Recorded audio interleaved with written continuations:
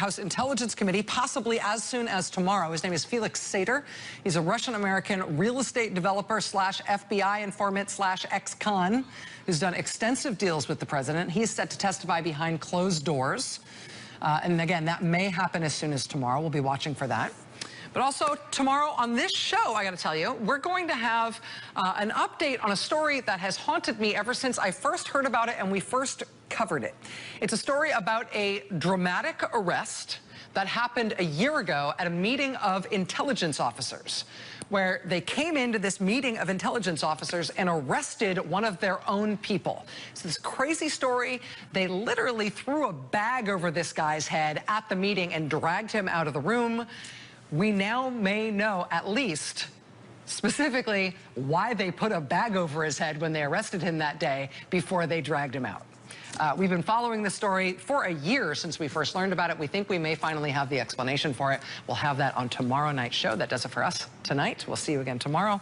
Now it's time for the last word with Lawrence O'Donnell. Good evening, Lawrence. Good evening, Rachel. You had me at bag over the head. Yeah. So we're going to find out tomorrow night at 9 p.m. why the bag over the head? Yeah, well, we think we know. We have found out in little dribs and drabs over the course of this year who that guy was, why he got arrested, what was the circumstance there, but the whole reason it broke in the first place was because of these dramatic details. We think we now know why they stormed into that meeting, bagged him, and dragged him out rather than just arresting him like a normal person. So bagged him actually has a literal meaning in some arrests. It has a number of different meanings, depending on the context. We're going to leave it as just where we left it, Rachel. Thank you, Lawrence. Thank you, Rachel.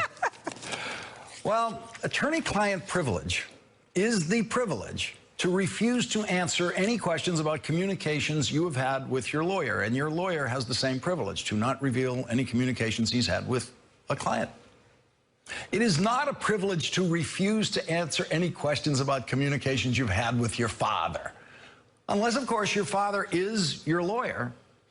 Donald Trump is not a lawyer. Donald Trump Jr. is not a lawyer. And so today, Donald Trump Jr. invoked the Trump privilege.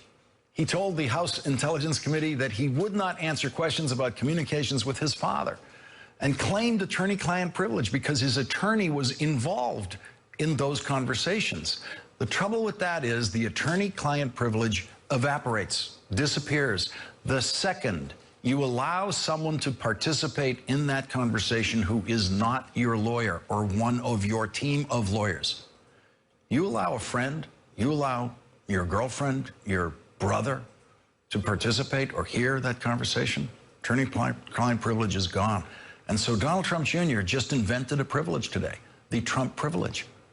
But that didn't save him from answering many other questions today in what turned out to be 8 hours of testimony to the House Intelligence Committee in a closed-door session.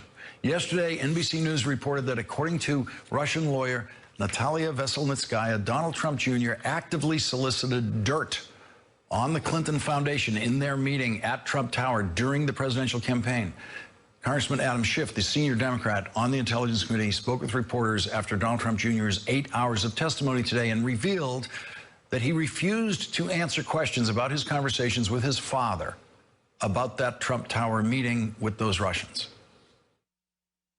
He acknowledged having discussed the June 9th meeting and the emails that went into establishing that meeting. After those emails became public, he acknowledged discussing that matter